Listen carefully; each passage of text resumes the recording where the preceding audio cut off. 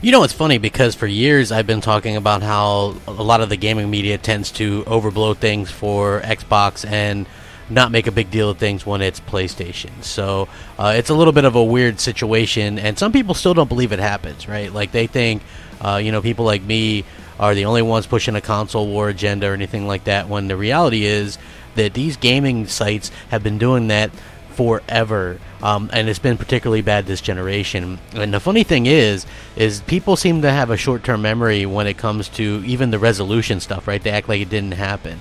Like we didn't see people at IGN holding a 1080p and a 900p or talk about that nonstop. It was a topic almost daily, if not weekly, on the Daily Fix when a game came out that was sub 1080p on the Xbox One, and now all that has stopped. So what's the deal there? I mean, was that just only okay to talk about when Sony had an advantage? Like, I get confused about this sometimes, right? So sometimes maybe I'm just a little ignorant. I don't know.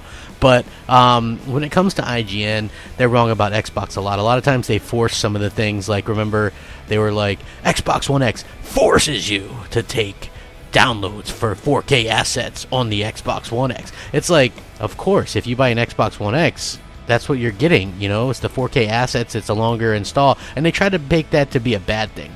So what was very, very interesting was the other day, on the 13th, they tweeted out, Red Dead Redemption 2 on Xbox One requires about 20 gigs less install than PS4 version. Now, that's some weird wording, don't you think?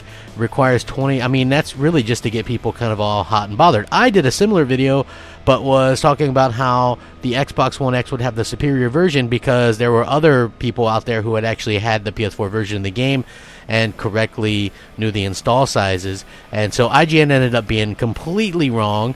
And Xbox One X, of course, has the larger install size. So now you guys can get an idea, a little bit better idea. Of course, they've changed it around a little bit.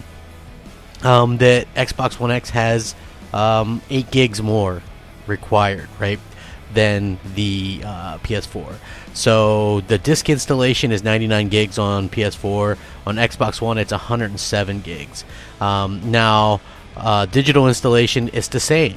The difference is that people were trying to push was you need an additional 50 gigs on PS4 Pro for the installation process. It's still only taking up 99 gigs, but you need that additional 50 gigs, so 149. But once the 50 gig is for that process, it will be freed up after the game is installed.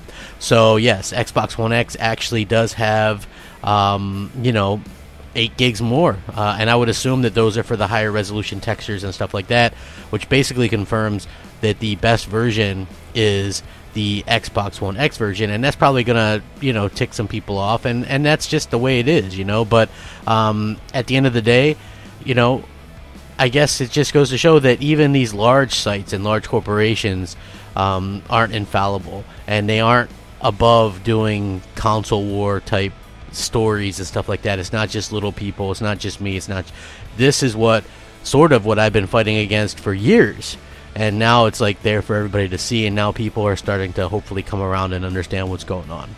Let me know what you guys are thinking. I will appreciate it. Hit me up on Twitter at @the_Crapgamer or Xbox Live MOH Crapgamer, and we'll catch you next time. Rack 'em up. Crapgamer out.